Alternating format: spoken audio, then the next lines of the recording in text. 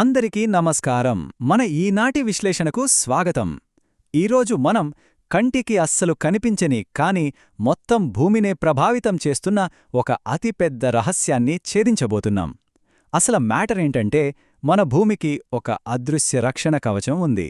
కాని అందులో ఒక పెద్ద లోపం అంటే ఒక డెంట్ లాంటిది ఏర్పడింది. దాన్నే శాస్త్రవేత్తలు సౌత్ అట్లాంటిక్ అనామలీ అని పిలుస్తున్నారు. ఈ టాపిక్లోకి వెళ్లే ముందు ఒక ఆసక్తికరమైన విషయం చూద్దాం. నాసా లేదా ఇస్రో లాంటి పెద్ద పెద్ద అంతరిక్ష సంస్థలు తమ వేల కోట్ల రూపాయల విలువైన శాటిలైట్లను బ్రెజిల్ మీదుగా పంపేటప్పుడు సడన్గా వాటిలోని ముఖ్యమైన పరికరాలను ఎందుకు ఆఫ్ చేస్తాయో ఎప్పుడైనా ఆలోచించారా? అవును, నిజంగానే ఆఫ్ చేస్తారు. దీని వెనుక ఉన్న అసలు కారణం ఇందాక మనం చెప్పుకున్న ఆ వింతైన అయస్కాంత లోపమే. అయితే ఈ విశ్లేషణలో మనం ప్రధానంగా 5 విషయాలను చూడబోతున్నాం. ముందుగా అసలు భూమి యొక్క అయస్కాంత లోపం అంటే ఏంటి, ఆ తర్వాత భూకేంద్రం అంటే కోర్ లోపల ఏం జరుగుతోంది, స్పేస్ టెక్నాలజీపై దీని ప్రభావం ఎలా ఉంది, మాలుతున్న ఈ అనామలీ పరిస్థితి ఏంటి, మరియు చివరగా దీనిపై ఉన్న అపోహలను తొలగించే ప్రయత్నం చేద్దాం. సరే, ఇక మొదటి విభాగం అసలు భూమి యొక్క అయస్కాంత లోపమేంటి, అది ఎక్కడుందో చూద్దాం. సౌత్ అట్లాంటిక్ అనామలీ, షార్ట్కట్లో SAA అంటారు. ఇది దక్షిణ అట్లాంటిక్ మహాసముద్రం మరియు దక్షిణ అమెరికా మీదగా ఉన్న ఒక పెద్ద ఏరియా. ఇక్కడ ఏం జరుగుతుందంటే భూమి యొక్క మ్యాగ్నెటిక్ ఫీల్డ్ అంటే అయస్కాంత క్షేత్రం సాధారణం కంటే చాలా వీక్గా ఉంటుంది. ఈ వీక్నెస్ వల్ల ఒక పెద్ద ప్రాబ్లం ఉంది. అదేంటంటే అంతరిక్షం నుండి వచ్చే ప్రమాదకరమైన రేడియేషన్ భూమి ఉపరితలానికి చాలా దగ్గరగా వచ్చేస్తుంది. దీని ఖచ్చితమైన లొకేషన్ ఎక్కడంటే ఇది దక్షిణ అట్లాంటిక్ మహాసముద్రం అంతటా వ్యాపించి బ్రెజిల్ చుట్టుపక్కల కేంద్రీకృతమై ఉంటుంది. దీని సింపుల్గా ఊహించుకోవాలంటే ఒక ప్లాస్టిక్ బంతిని తీసుకొని ఒకవైపు గట్టిగా నొక్కితే ఎలా లోపలికి పోతుందో మన భూమి చుట్టూ ఉన్న అయస్కాంత కవచానికి కూడా కరెక్ట్గా ఈ ప్రాంతంలో అలా ఒక నొక్కు పడిపోయింది అన్నమాట. అందుకే దీన్ని మ్యాగ్నెటిక్ డెంట్ అంటారు. ఇక రెండవ విభాగం అసలు ఈ ప్రాబ్లంకి కారణమైన భూకేంద్రం అంటే కోర్ లోపలి ఏం జరుగుతుందో తెలుసుకుందాం.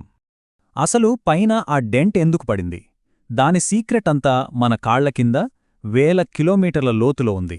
దీనికి మెయిన్గా 3 కారణాలున్నాయి. ఫస్ట్ది, భూమి యొక్క అయస్కాంత అక్షం స్ట్రెయిట్గా కాకుండా సుమారు 11 డిగ్రీల మేర వంగి ఉంటుంది. సెకండ్, భూమి లోపల ఉండే అయస్కాంత కేంద్రం కరెక్ట్గా మధ్యలో ఉండదు, కాస్త పక్కకు జరిగి ఉంటుంది. ఇక third and most important reason ఏంటంటే ఇన్నర్ కోర్ డైనమిక్స్, అంటే లోపల టన్నుల కొద్దీ ఉండే కరిగిన ఇనుము కదలికలు అన్ని వైపులా ఒకేలా ఉండవు.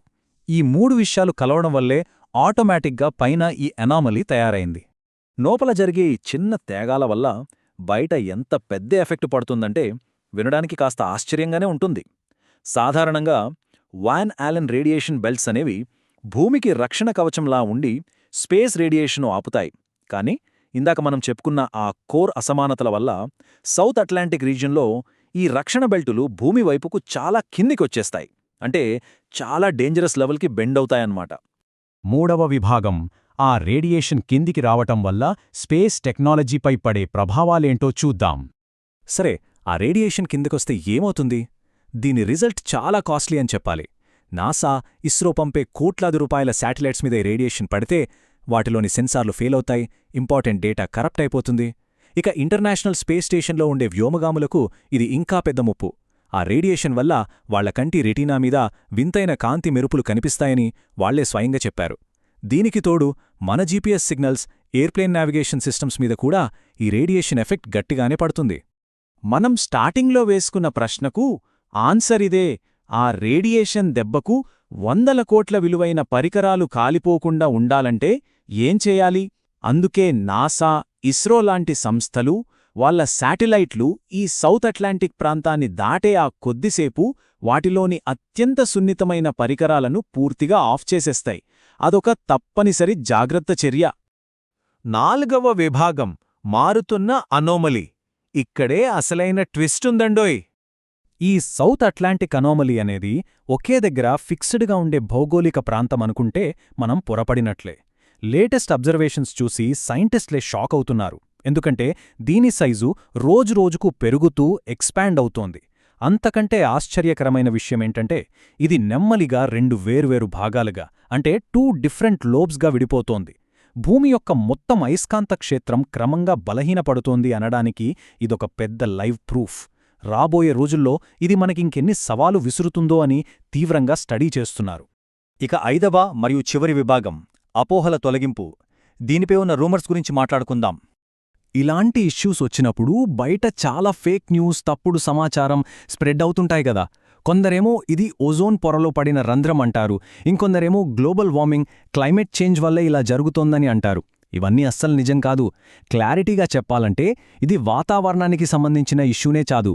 ఇది ప్యూర్లీ భూమి లోపల జరిగే ఒక న్యాచురల్ జియోమాగ్నెటిక్ ప్రాసెస్ మాత్రమే.